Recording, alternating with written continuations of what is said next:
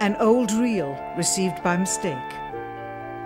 It contains the raw or unedited footage of the crew of Apollo 11, Michael Collins, Edwin Aldrin Jr. and Neil Armstrong, staging part of their mission for nearly an hour in living color, with exceptionally clear behind-the-scenes audio of conversations discussing the techniques used to achieve a disingenuous picture depicting the Earth at a distance, in order to falsely demonstrate their far journey from it and their ability to survive passing through the Van Allen radiation belts. It cannot be misconstrued that this staging was done for some other reason prior to the mission, for the reel itself is slated and dated July 18th, 19th and 20th, 1969, the very days of the mission when they were said to be approaching and achieving lunar orbit. Furthermore, it is apparent they are in genuine zero gravity aboard the actual spacecraft, necessary to convince the mass media of their authenticity, just not any further than Earth orbit, as you will see. In this never-before-seen or heard footage, not only is the radio conversation between the astronauts and Houston Control audible, there is a secondary, private conversation taking place between the crew and a third confidential party, prompting the astronauts with what to say, when to speak, and how to effectively manipulate the camera to achieve the desired misleading effect. NASA claims that the Houston transmissions were the only ones taking place with the astronauts.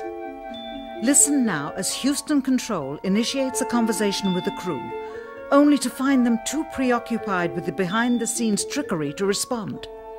Moments pass and the oversight is picked up on by the clandestine third party, who quickly prompts them with talk.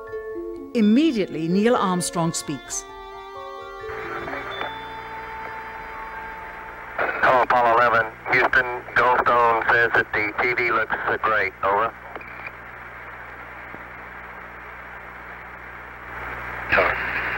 Okay, Roger. We're coming in on Earth. Again, the illusion they are attempting to create is the Earth at a distance to demonstrate their far journey from it and their ability to survive passing through the Van Allen radiation belts. Understand, too, that only about 20 seconds of this raw footage was ever broadcast to the public, and these conversations discussing their deception were believed to be private, until now. Here they discuss that these television transmissions were in fact not broadcast live as everyone believed. They were first screened and edited for playback later. Roger, Neil. We just wanted a narrative such that we can, when we get the playback, we can sort of correlate what we were seeing. Thank you very much.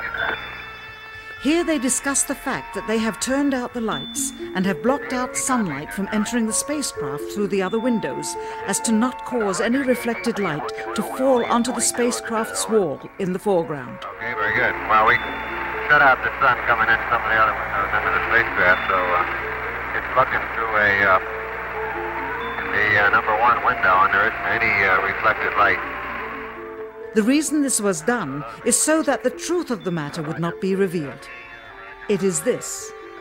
Though the federal government would have you believe that this is a view of Earth from a distance out of the spacecraft's window as it nears the moon, it is not. What they have ingeniously done is placed the camera at the back of the spacecraft and centered the lens on a circular window in the foreground, outside of which it is completely filled with the Earth in low orbit. The circumference of the window then appears to be the diameter of the Earth at a distance, with the darkened walls of the spacecraft appearing to be the blackness of space around it. That is why they wanted the interior dark and blocked out the sun from entering through the other windows. Here you can see the extruded window, probably 2 inches thick at the bottom. This is because the Earth's shine is coming in at a downward angle. It also causes the Earth to appear to be an irregularly shaped circle, for you are seeing the outside of the window at the bottom and the inside of the window at the top, which together form 2 different sized halves of a circle. Subsequently, this take was never used.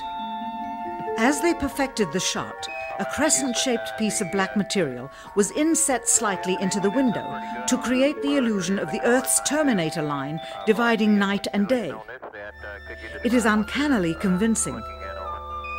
During this segment, intended to be edited and played back later for the worldwide television audience, dated July 18th, 1969, Neil Armstrong condemns himself as he states that he is 130,000 miles out, or halfway to the moon, as the NASA flight log also states on this date, when he is in reality in low Earth orbit of a few hundred miles. Roger, Houston, Apollo 11. Calling in from about 130,000 miles out. Here, during another segment, also intended to air after review, Neil Armstrong falsely explains to the viewers how the shot is attained by putting the camera's lens to the window's glass, as it would have to be if they were the claimed distance away from the Earth. We only have one window that has a view of the Earth, and it's filled up with a TV camera. If the window was completely filled up with a TV camera, as he stated, then an astronaut's arm would not be able to get between the camera and the window, as it obviously does here in this outtake. South America becomes invisible just off beyond the Terminator or inside the shadow. You can also notice how the astronaut operating the camera reacted to the mistake by attempting to pan away from it. Blue gas, see white bands of major cloud formations across the Earth.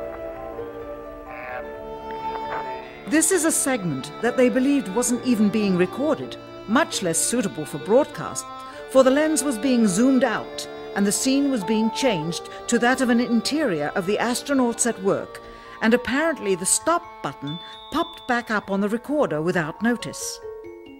Here is the diffused work light that they used to see camera controls, but not throw light onto the spacecraft's wall. Here they remove part of the crescent insert.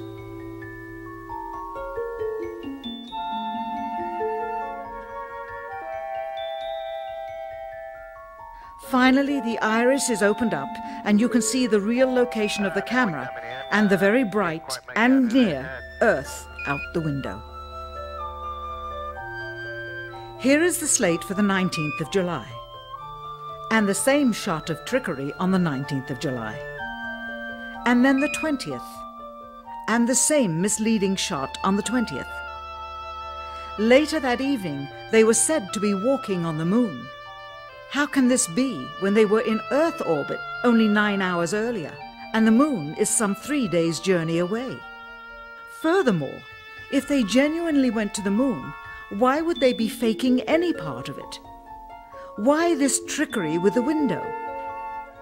By faking being halfway to the moon, it becomes apparent that they did so because they could not even go halfway. It thus confirms that the stumbling block to their success was the lethal radiation of the Van Allen radiation belts. Since the same equipment was used on the subsequent missions in the 40 months that followed, none of them could have gone to the moon. They only increased their proficiency at staging them. When